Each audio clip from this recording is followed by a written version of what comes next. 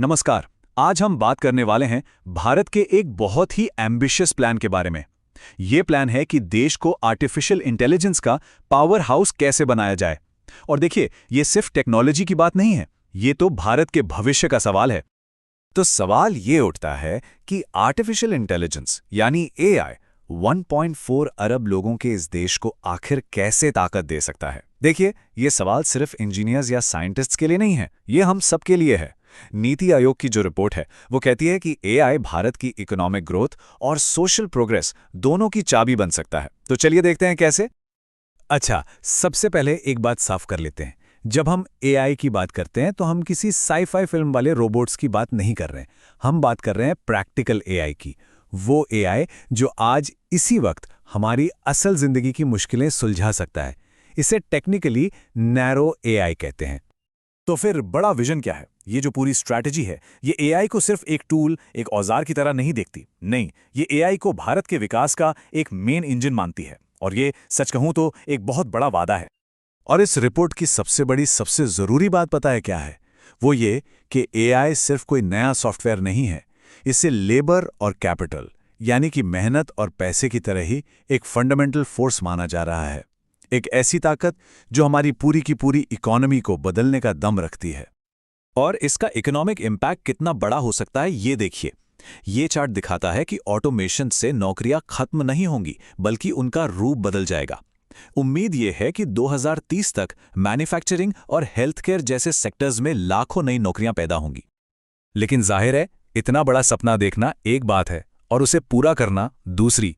इसके रास्ते में कई बड़ी चुनौतियां, कई बड़े हर्डल्स भी हैं। तो चलिए एक रियलिटी चेक करते हैं और देखते हैं कि असल मुश्किलें हैं क्या। अच्छी बात यह है कि ये स्ट्रैटेजी चुनौतियों को नज़रअंदाज नहीं करती। इसमें साफ साफ बताया गया है कि मुश्किलें क्या हैं, जैसे कि हमारे पास एआई रिसर्च और एप्लीकेशन में एक्सपर्ट्स की कमी है, और सबसे ज़रूरी, डेटा की कमी है। आप जानते हैं, डेटा तो एआई के लिए फ्यूल यानी ईंधन की तरह होता है। टैलेंट की कमी कितनी है, इसे जरा इस नंबर से समझिए।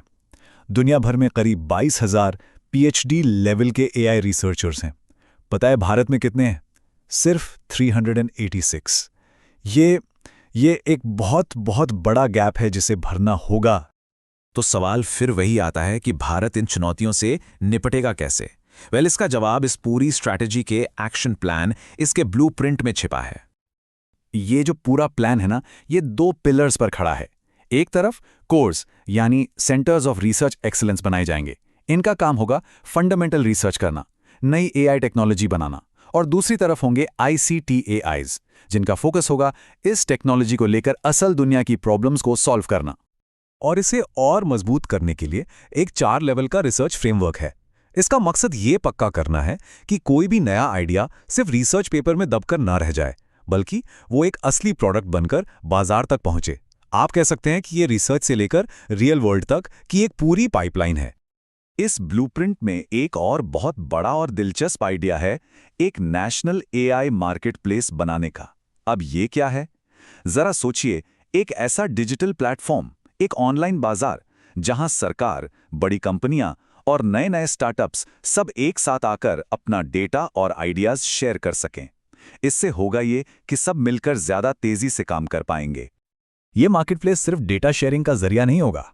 नहीं, ये एक पूरा इकोसिस्टम बनाएगा। मतलब जो नए स्टार्टअप्स हैं, उन्हें काम करने के लिए जरूरी डेटा मिल जाएगा, और जो बड़ी कंपनियां हैं, उन्हें अपनी मुश्किलों के लिए बने बनाए एआई सॉल्यूशंस मिल जाएंगे।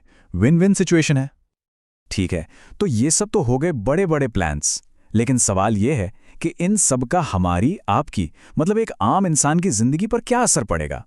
तो आइए अब देखते हैं कि ये ब्लूप्रिंट भारत के कुछ सबसे जरूरी सेक्टर्स को कैसे बदलने की ताकत रखता है।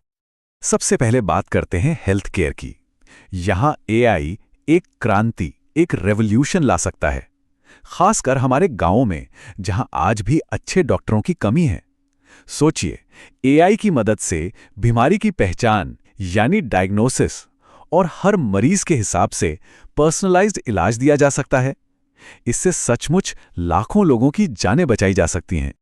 मतलब साफ है, अच्छा इलाज अब सिर्फ बड़े शहरों तक ही सीमित नहीं रहेगा। टेक्नोलॉजी की मदद से हेल्थ केयर सस्ता भी होगा और सबकी पहुंच में भी। और सबसे बड़ी बात, हम बीमारियों का इलाज करने के बजाय उन्हें होने से पहले ही रोक पाएंगे। हेल्थ केयर के बाद अब आते हैं कृषि पर। हम जानते हैं कि भारत की एक बहुत बड़ी आबादी खेती पर निर्भर है और यहाँ भी एआई एक बहुत बड़ा बदलाव लाने का वादा करता है। इस बदलाव को कहते हैं प्रिसिजन फार्मिंग। अब ये प्रिसिजन फार्मिंग है क्या? इसमें सब कुछ शामिल है। ड्रोन से मिट्टी की हेल्थ की जांच करने से लेकर किसानों को उनके मोबाइल पर रियल टाइम सलाह देने तक कि कब बुआई करनी है, कौन सा कीटनाशक इस्तेमाल करना है। और इसके नतीजे भी दिखने लगे हैं। जो पायलट प्रोग्राम्स हुए हैं उनमें फसल की पैदावार 10 से 30% तक बढ़ी है। तो हाँ, हेल्थ केयर और एग्रीकल्चर सबसे बड़ी प्राथमिकताएं हैं, लेकिन ये स्ट्रैटेजी सिर्फ यहीं नहीं रुकती। इसका फोकस एजुकेशन और स्मार्ट सिटीज पर भी है। जरा सोचकर देखिए, एआई पावर्ड एजुकेशन जो हर बच्चे को उसकी जरूरत और सीखने की रफ्तार के हिसाब से पढ़ाए, या फिर ऐसे स्मार्ट शहर जो ट्रैफिक और पोल्यूशन जैसी समस्याओं को खुद ब खुद मैनेज करे। तो आखिर में ये समझना बहुत जरूरी है कि ये सब सिर्फ एक सरकारी पॉलिसी पेपर नहीं है। नहीं, ये भारत के भविष्य का एक विजन है, एक सपना है। और इस विजन को समझने के लिए ये स्ट्रैटेजी एक बहुत अच्छी मिसाल देती है। ये कहती है कि भविष्य में एआई कोई एक अलग चीज नहीं होगी जिसे हम देख पाएंगे। ये बिजली की तरह होगी, अदृश्य, इनविजिबल, लेकिन हमारी जिंदगी की लगभग हर चीज को पावर देने वाली। तो देखिए, प्लान बहुत बड़ा है, बहुत एम्बिशियस है, और जैसा हमने देखा चुनौतियां भी उतनी ही बड़ी हैं। और ये सब हमें एक आखिरी और शायद सबसे बड़े सवाल पर लाकर छोड़ देता है। क्या एआई वाकई भारत के इंक्लूसिव ग्रोथ का, यानी सबके विकास का सबसे बड़ा जरिया बन पाएगा? इसका जवाब तो खैर आने वाला वक्त ही देगा।